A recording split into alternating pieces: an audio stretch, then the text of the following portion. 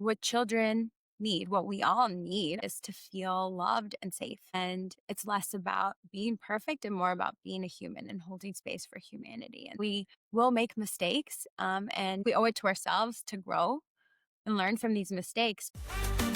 Hola, hola. Welcome to Entre Tías y Amiguis, the podcast where we dive into the wild roller coaster ride of adulting. I'm your host, Adri Rodriguez, a queer Salvadorian native, a first-gen trailblazer, and licensed psychotherapist, here to share wisdom, stories, and real talk with my tías and amiguis to inspire and uplift our community. I want to remind you that while I am a licensed psychotherapist, this podcast is for informational and entertainment purposes only. Now let's dive into today's conversation and explore the journey of adulting together. Grab your cafecito, get comfy, and let's get started.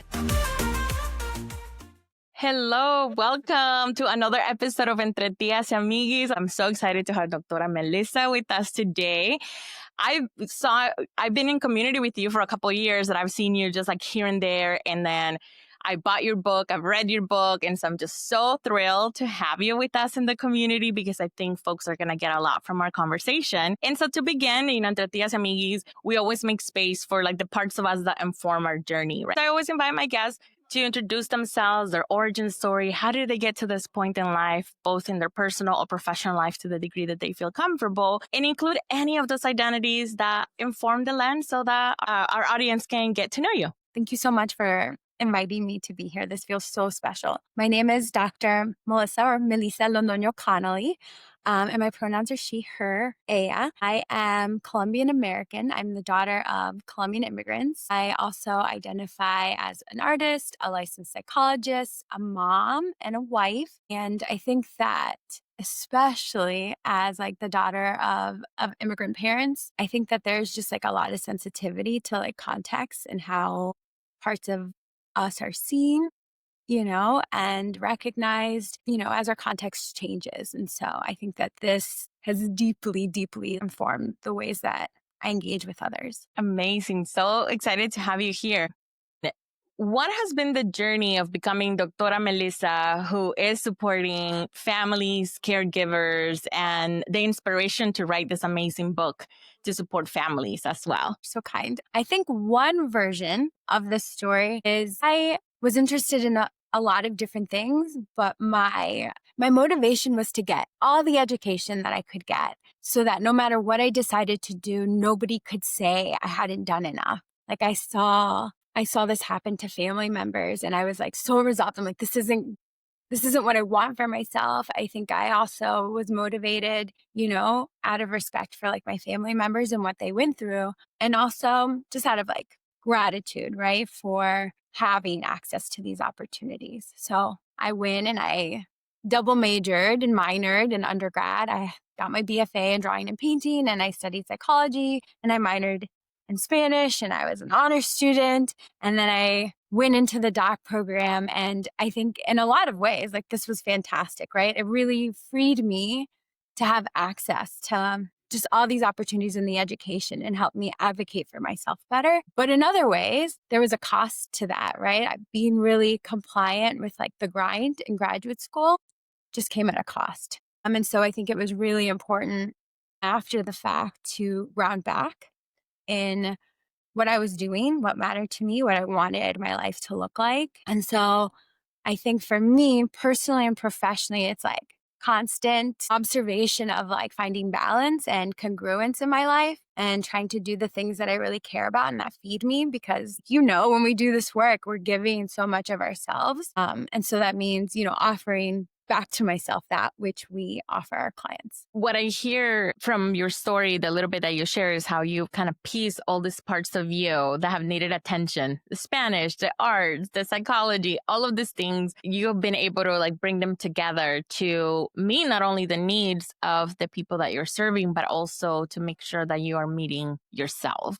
And I think that is such a beautiful message and an important part, I think, of the goal of the podcast for those who are listening, that sometimes when we're in this path and this journey of like getting to our goals, it can be really easy to forget how do these goals also serve me and take care of me? Because if I take care of me, then I can take care of others. When I take care of others, I take care of it's like that cycle, right? But in the journey of getting there, it can be really easy to forget that we also got to be part of this people that we're thinking about taking care of.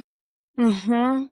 Completely. And so with the book, you combine psychology, art, parenting, not only with your book, but even with your work. What type of specialty, like who comes to see you? Who are you working with? What is that work about that allows you to combine all this interest? Typically, I am working with adult clients. I will on occasion see some like older adolescents, but I'm trained as a generalist. And I think the treatment approach that I work from, acceptance and commitment therapy, is like this non pathologizing, clear framework to support clients with what they show up with. And it's also like evidence based and efficacious with a lot of different presenting concerns. But in my work, right, I've been trained to work with like children and families, but that shifted how that played out, I think, in terms of like moving into my role as a mom and wanting to be available for my kid, So allowing that to like evolve, right? These are still values that I care about. And I recognize that so much of what we're doing in our clinical work is parenting, right? Whether or not we're working with parents, the work of parenting is the practice of really caring for ourselves so that we can show up for others. And so I feel like that does show up in my caseload, but there were other ways that I wanted to move into that work, right? And so I think that the book that I co-wrote was largely about that, like another way to go beyond individual therapy to support all caregivers. And then I think also with the founding of G Parenting, Gentle and Grounded Parenting, which is like a parenting education company, that was like another way to do that, where there's this more flexible idea of what this work can look like and these potential pathways into that work. So a lot of the parenting, so there was like a connection into like, I need to learn this information for me as I'm growing into this new identity. I'm seeing myself reflected in some of the things that I've learned. And then I'm seeing now the parallel process with my own clients that I'm seeing. And so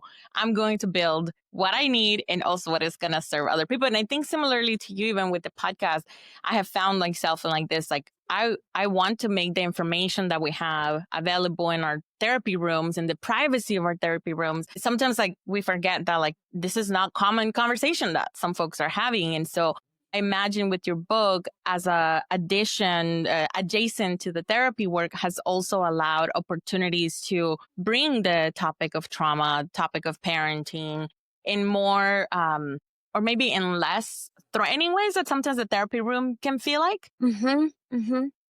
What has been like, how has that been received in the community that you work with? I think the impact of meeting folks from this compassionate human lens is powerful, right?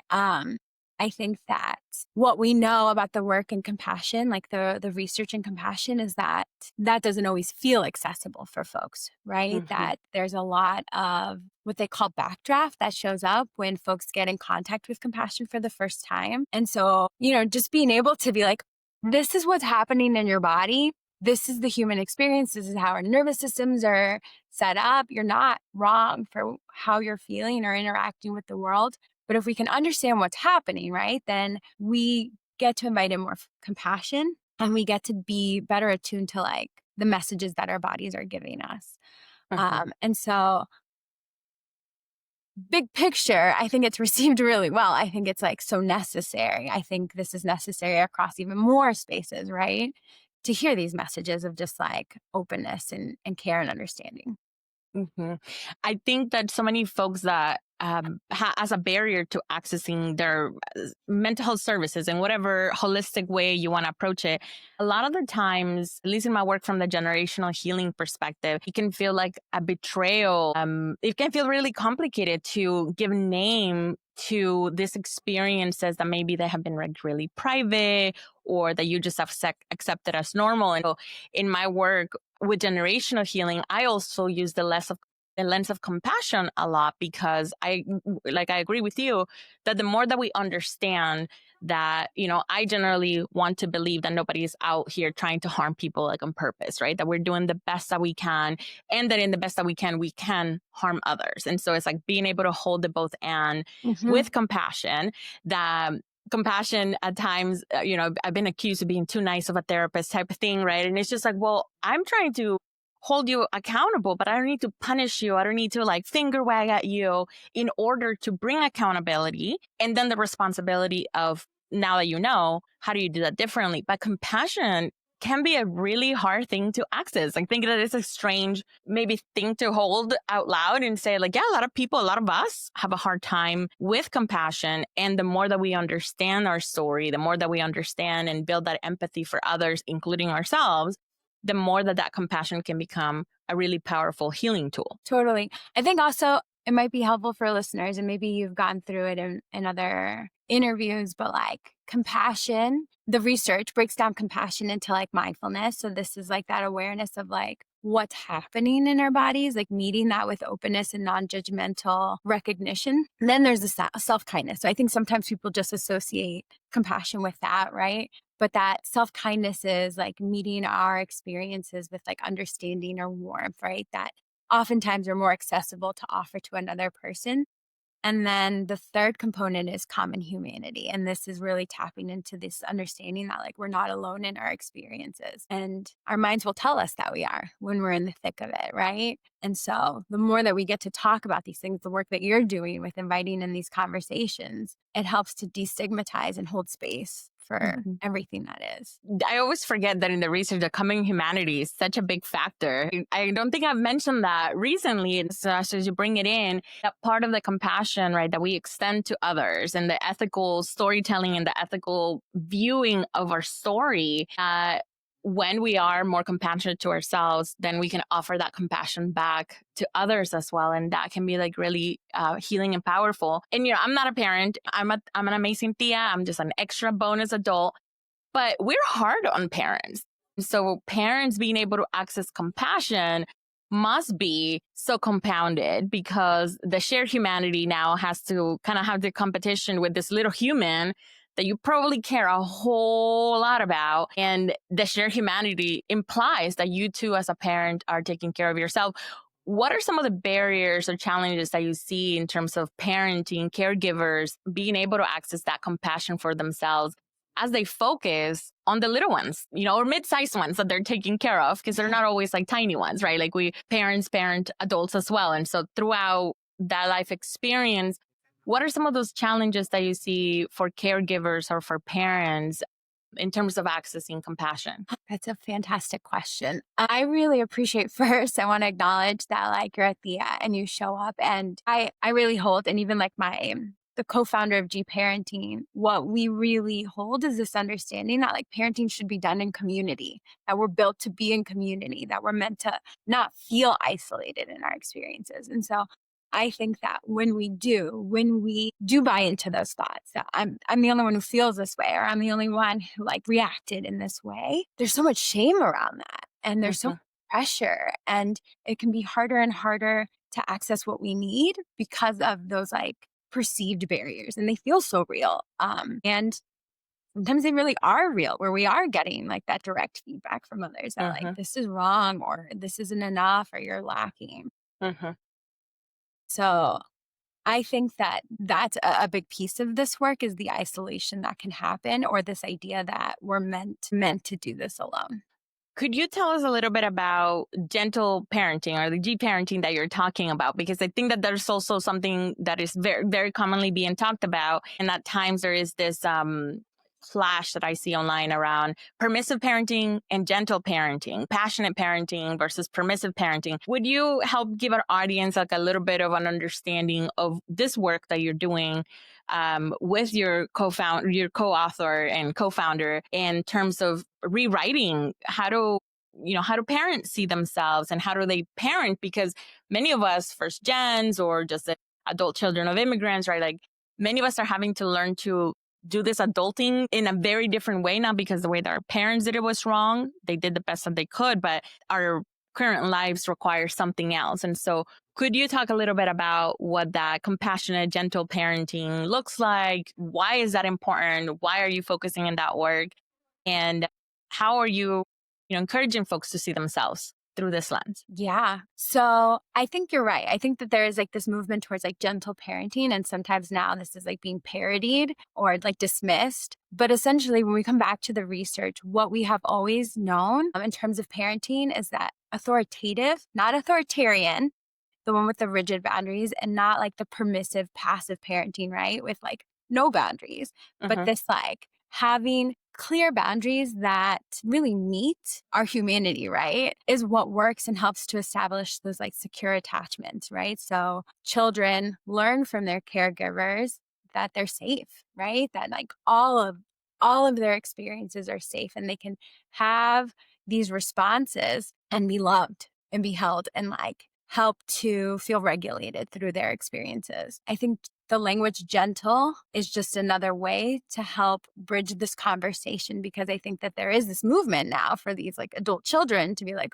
well, I don't want to do what I had, Mm-hmm. right? And still trying to figure out what that can look like. So I think there is a lot of information available and it can feel overwhelming at times to know how to navigate like this different language. But the stance of like G parenting is that we are using research informed practices to support parents in what's going on and to help to understand, and not even just parents, and same parents broadly, all caregivers, Caregivers, right? yeah.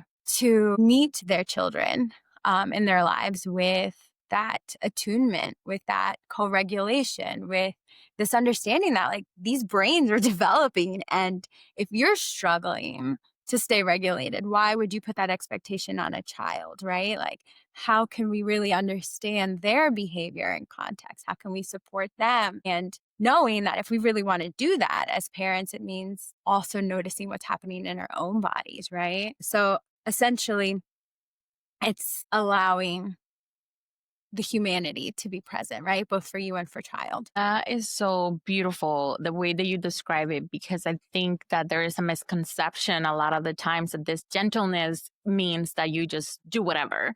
And it's not that. It's attunement, it's responsiveness, is mindfulness, is presence, is recognizing that these little people, sometimes we have really high expectations for these little people, and we don't have the same expectations for the big people. And that can be really hard. And so when we're talking about this gentle parenting, the image that comes to me is like, I may need a minute offering that gentleness to me. I can offer that minute to my kiddo, and then we both get our minute to be able to come back and go into the next thing. So it's almost like less than gentle in my head. It's more like about slowing down, like slowing down in the parenting and then the being. And maybe that is the advantage of being a tia, right? That because I get them for a couple of hours, a certain day, I can be prepared to say that day, I'm not going to have any extra things.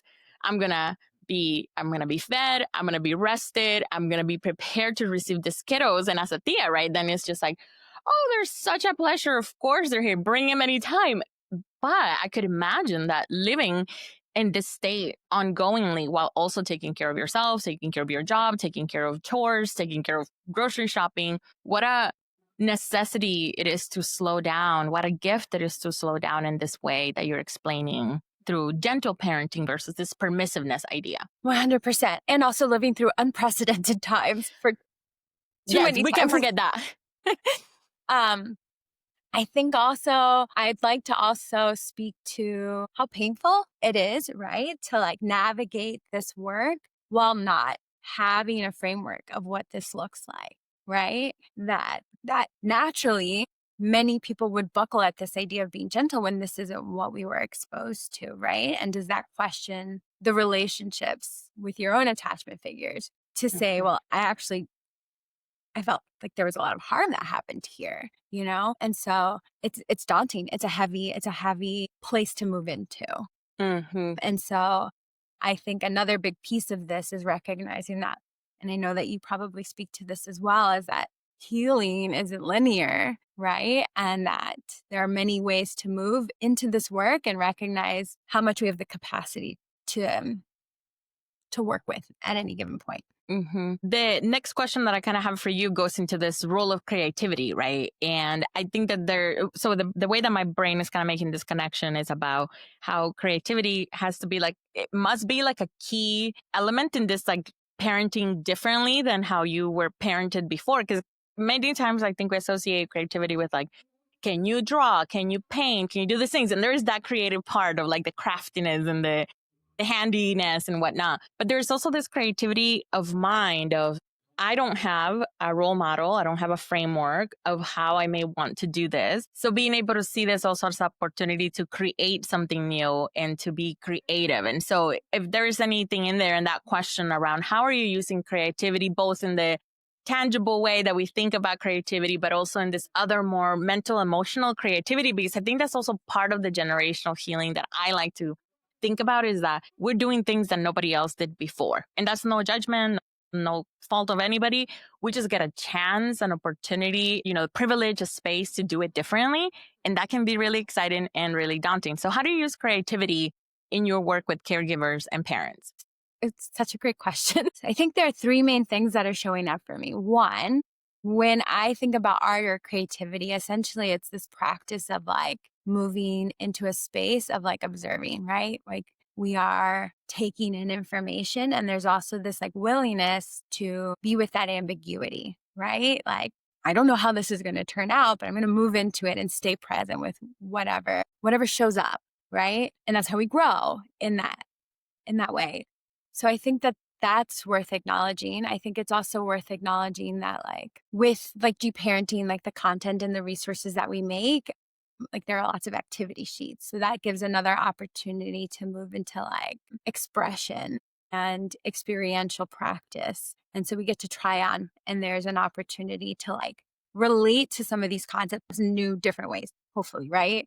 That may work better for folks, or maybe presented in a way that feels more accessible for folks. So that's another thought that showed up around the theme of creativity. And then the other theme, and I think this is very consistent with like the treatment approach that I practice from ACT, and that's this understanding that when it comes to living our values, it's not possible to always live them perfectly, right? And so it's hard to reckon with that sometimes. Mm-hmm. But when we do, when we recognize that we can open up to this idea of living our values really flexibly and creatively, then it allows us to still feel like we're in contact and we're still living a life that feels so vital. And that comes back to like trauma work or parenting work, in the respect that like there's not a one size fits all. There's not a right way to do this. And this work isn't ever done, right? This is an ongoing commitment or movement towards. So yeah, I think creativity is really key in that respect as well. What comes to my mind is like sending a love and light to all the parents and caregivers out there, because this sounds like a lot of work.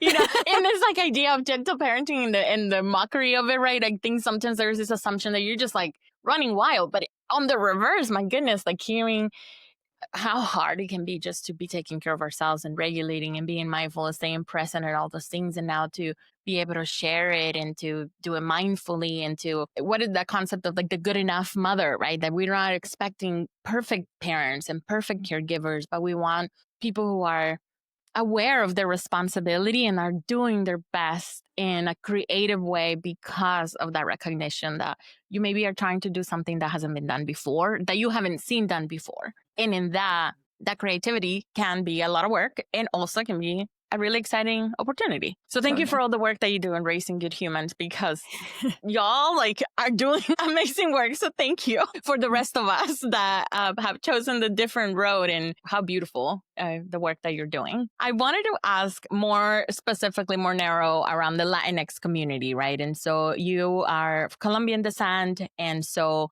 in Latinx family values, we have things like Marianismo, machismo, familismo, respeto, right? Like all of these values and norms that are telling us what the role that we have in our family should look like. And so what patterns or challenges do you see coming up often, particularly in Latinx families, maybe recent immigrants, or, the families are in the in-between, de aquí y de allá, right? Like, I want to do things like how I did it back home, how I saw everybody doing it back home. And then there is this whole new world of doing it differently here, right? So what are some of those challenges and gifts that you're seeing in immigrant families around parenting, around trauma, around showing up differently to this journey? Yeah, I think that there are a few pain points that show up, like that are top of mind right now. One is this experience of just like feeling othered or feeling unrecognized. So when you are in this in between state, or when you identify in multiple ways or multicultural in that way, I think then it is still the sense of like, but something must be lacking, right? That this is the way that the mind will kind of fill in the blank, that there's a deficit or something's wrong or something is missing. And so I think that there's this real recognition that many folks just feel really alone in their experiences, and for good reason. Like, there isn't enough discussion or representation. I also think that there's this like moving standard of what is good or right, these rules that we're fed, and they don't fully capture our experiences. And so I think that that also becomes really confusing because we're feeling all of these pressures, right? And we're not set up to succeed, right? It was never that we were set up to succeed. To add to that, that I think can make things even muddier still, is that our ancestral and family histories also aren't available to us, and for lots of reasons, but mostly trauma, right? And so I think that then there can be like this disconnection, and just more secrecy, more shame, more isolation, and like, well, why is this happening, or how is this playing out like this? And can I talk about it? And how could this be understood? And is this always going to be like this? And what if I want more for my family? Right. And what if I can't change that? And then I think that for many folks, there's also that challenge of deciding like what's culture and what's family and what no longer serves you. And I think that's so painful. So just like every other experience that we get to have as adult children of immigrants, as first gens, as people figuring it out, imposter syndrome sounds like it shows up in parenting. Like, am I doing it good enough? Do I have a point of reference? What happens when I don't have access to this ancestral knowledge of how things have been? And systemic oppression really is kind of what you're talking about also, that systemic oppression is showing up in the parenting, caregiving, and this lack of recognition that sometimes our experiences are rooted in trauma, and maybe because you weren't like the person that experienced it directly, right? When we talk about historical and collective trauma, generational trauma, that there may be a disconnect and to how you're feeling, or maybe the barriers, the challenges, the pain points that you're experiencing, and perhaps blaming yourself individually, shaming yourself individually, rather than being able to step back and share the accountability with also the systems that have put you in this position where you're having to do all of this work for the first time, brand new, and still giving yourself the grace and the space to get it right, and then sometimes get it wrong and do it all over again. Well said. Yes. What do you want caregivers to know as they are entering this journey that may seem overwhelming, or for the listeners, right, that maybe aspire to be caregivers and parenting? We're naming a lot of the pain points, a lot of the challenges, a lot of difficulties, but what is that message that you are sort of saying to people that are in the caregiving position or want to become parents or caregivers in regards this journey that they're wanting to enter, or they're in already in the early stages? What is it that you would like to say to them, maybe to ground them into that it's scary, but it's gonna be okay? Like, what does it sound like from like this perspective? Because I talk a lot from like the educational and professional sort of sense, and I almost feel like this is something that has to be said to parents too. Like, it's gonna be all right. It's gonna be okay. I would want to validate all of those concerns and their feelings first and foremost, right? Like, this is overwhelming and there is a lot of uncertainty, and they're not alone in what they're experiencing. And it's still possible to make movement towards healing, even while holding space for all of that uncertainty. And that doing this work matters. And it's important that even when it doesn't look perfect, and it won't, and you will make mistakes, right? It's not about that. It's about this understanding that like you're moving towards it, right? And that you are getting to experience that feedback for yourself, but also modeling that for your children. And more specifically, like what children need, what we all need, our fundamental need is to feel loved and safe. And it's less about being perfect and more about being a human and holding space for humanity. And so, yeah, we will make mistakes, and we deserve to like we owe it to ourselves to grow and learn from these mistakes. Both we deserve and our children deserve. But this bigger practice also exists around building up a skill set for acknowledging when we have engaged in those unintended hurts, right? And really owning that and apologizing and making those changes to correct that, right? That's probably the most powerful thing that we can do as parents is like really own that space. Lots of thoughts. My mind is going all kinds of places. I heard you talk through the interview from like the therapist lens about, I heard ACT, acceptance commitment therapy. I heard about somatic, being in touch with your body, understanding what's going on in your body, trauma-informed care. What insights, how do you bring all this together? What are the bridges that you have found into this work? Because every therapist that you are going to be working with or interview or me, it's going to have like their different flavor. But what is the flavor, Doctora Melissa, as you put this work together, mixing in ACT, somatics, trauma-informed care? How has that empowered your work with parents and caregivers? So just to say a little bit about ACT is a type of cognitive behavioral therapy, different from traditional CBT that like works to like challenge or restructure thoughts. ACT really holds that like all of our experiences are part of the human experience, right? And that oftentimes it's our efforts to try and avoid or control these experiences that tend to reduce our quality of living. So ACT is contextually informed. So we're really looking at like behavior and context and noticing how that behavior aligns with our values. So how we're living a life that is rich and full and meaningful to us. And so this is my flavor. Like, I think that this shows up. ACT is also trauma informed and helps us to get in contact with these painful things when it's in the service of something greater, right? And ACT also communicates this understanding that like we're more than our experiences and we're more than our histories. And this is so key, right? To like, yeah, these things happen and maybe we didn't have access, but that doesn't mean that more isn't available to us now, right? And that we can move towards, living more meaningfully regardless of these histories. And I think that that's a big part of this work, right? Of just helping us, get in contact with that hard stuff so that we can be more flexible in how we respond. So if you're coming to therapy with Dr. Melissa or with any other clinician that works from this perspective, one of the things that you're not going to be able to avoid anymore is that you are having a human experience and you're having lots of feelings and lots of things going on.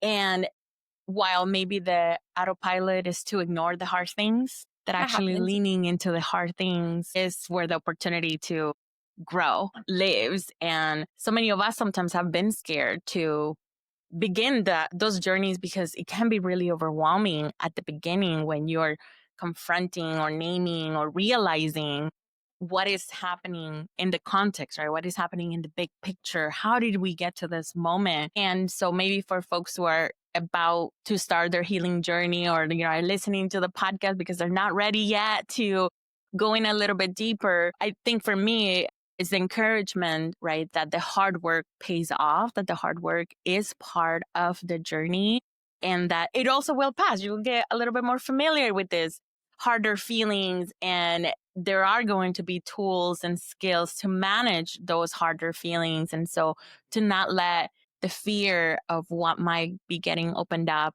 to scare you away from doing this very, very necessary work, especially as you care for others. Well said. Yes. All right. I love this.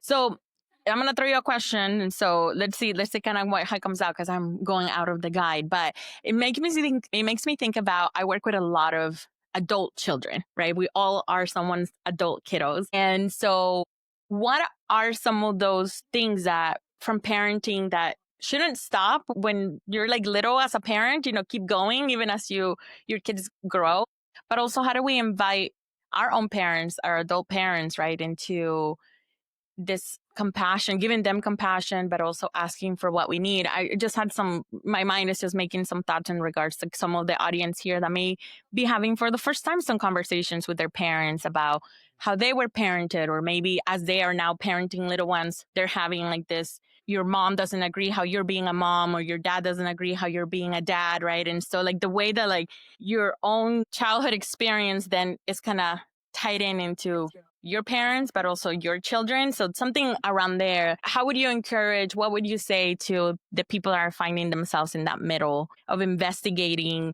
naming, doing differently, and also maybe recognizing that they didn't get some of those things themselves and grief? And so something around there, that's where my mind is connecting all of this. I think you're already hitting on some great points about that.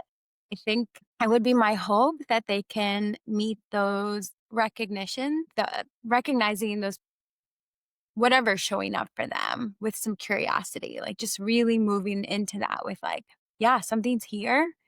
Right. And that sometimes we can notice, and it doesn't mean that we have to act on that recognition right away. And when we do move into experiences with like that non-judgmental curiosity, then we're able to tap into some compassion, right? That like, it's not so simple to be like, well, I did this, or I'm trying to do this now, and why didn't you?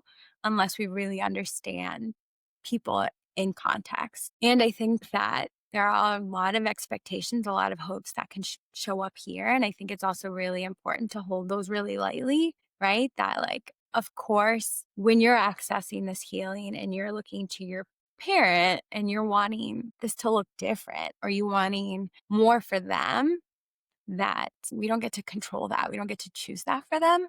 And so I think just holding that with a lot of understanding. The context of why you didn't get these things doesn't necessarily mean that it's bad or was intended to be harmful. It's just different based on the experiences that everyone was having at the moment that they were parenting. And so they were also learning, just like you. And holding space for someone else, right? Like moving and offering someone else compassion doesn't invalidate how painful that was for you, or what you needed, or the impact that it had. Holding compassion for someone else does not take away from the impact that you feel. That's still valid.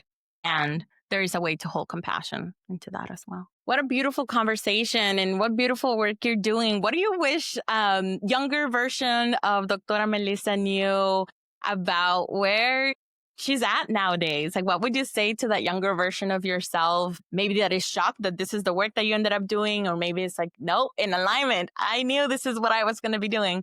What do you think that younger version of you would be amazed or surprised or delighted to hear about what you're doing now? I think that younger me would be amazed at how I'm able to honor my sensitivity, right? That just being a deeply feeling person, like this is how I celebrate that. And not just the parts where it's fun or connecting, but also the times when it feels really isolating or painful. Beautiful. I think that would be cool. That would be really cool. You lived in, you found a way to live into those sensitivities. I think that is something that I think our little selves would be delighted. Yeah, it wasn't too much. It's just perfect enough for everything that you're doing now. I love that. So to kind of close us up, what is your tia legacy? I know that you are a mom, and so you are leaving like a direct legacy, but also from like this perspective of like shared humanity, shared community, that we all need other people. What is kind of like your tia lens, your tia advice, consejo that you want to leave folks as they listen to this interview? I hope that like the language of compassion really lingers, right? That this is something that feels more available and more clear in terms of what this could look like or how important it is. But essentially it stems from like really honoring our own humanity so that we can respond from places of openness and understanding. And I think that we are all so deserving of that. We are. We deserve compassion. Thank you so much. Like sigh with just like delight of just like how my mind is going so many places as I listen to you right now real time. And as I listen in the future, I know that this conversation is going to stay with me. And so I want to thank you for bringing your whole self, your expertise, your heart, your sensitivities, all of you into the Entre Tías y Amiguis community. We're so thankful. And I know for folks that are in that role of parent or entering caregiving, you are a great resource. So in the show notes, we're going to have all the ways to get connected with you as well as to get your book.